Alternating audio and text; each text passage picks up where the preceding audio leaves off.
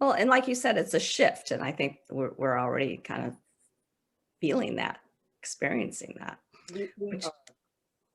and this plays really well into the next question, which is, it's kind of it's a two-part. What role will feminine energy play in this next chapter, and what role will masculine energy play? Mm, we really like that question. So there there is a theory, and we kind of like this theory. It's not ours. We're going to cite somebody, and so you can even go off and read about it if you like, by somebody by the name of Drumbelow Melchizedek. And he wrote a book called, I believe it's called 2012 and Beyond, and it was all about that time and what it meant. And his theory was that, or he channeled in, that the earth goes through a 26,000 year cycle. And that's actually broken down into two cycles, 13,000 years each. And that one of them is the divine feminine, and one of them is the more aggressive and sort of warlike masculine. Okay. And as we got to 2012, we were ending the Mars warlike, aggressive, masculine energy. We're not calling either of them bad. Nothing about it is bad. It's just different. And so, what that means, and that may take, if you think of 13,000 years, the transition of that, the evolution of that is probably likely to be somewhere around 1 to 200 years. All right. We actually started that transition about really in the 60s. All right. And from there, we will continue on from the 1960s, 2060s, and a little bit beyond. So it is not unusual for that to take 100 or 150 years to make more of that transition.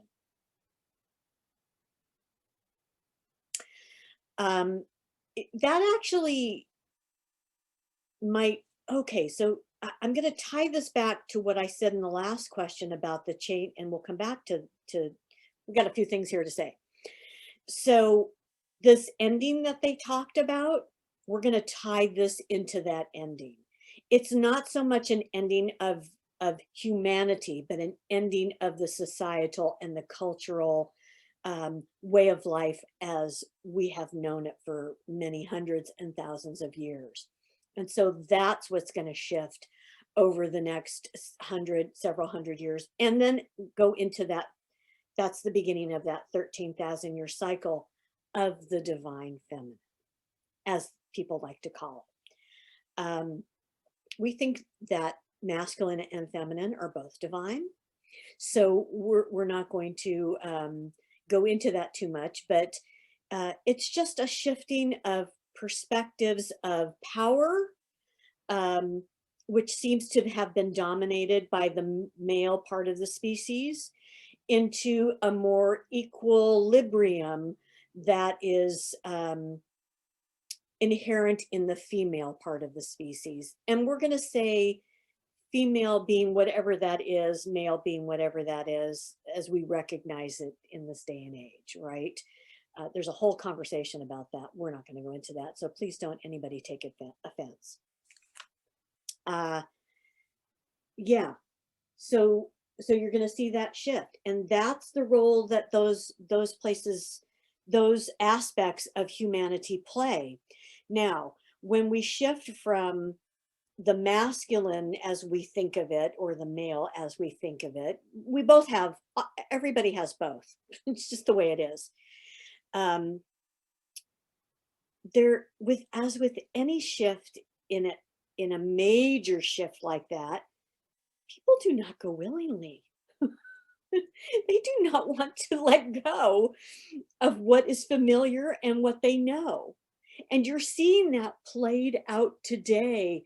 Your government, United States government, in the form of your last president, Donald Trump, was the epitome of wanting to go back to this male, masculine dominated paradigm of energy, of power. And people are like, no, we're done with that. So you see this power struggle happening. And so it's going to continue to do that until we reach the tipping point and people aren't so afraid anymore of, oh my God, what happens if we have to give up our power? And some of those people will die off. And we like that.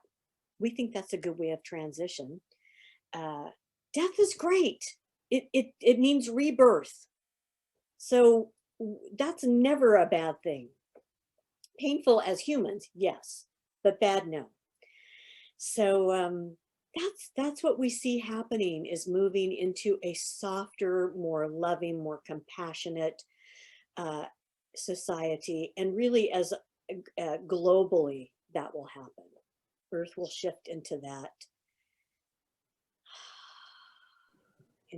perspective and way of life. It's happening already. And you came here during this time to be a part of that. So congratulations. That's exciting.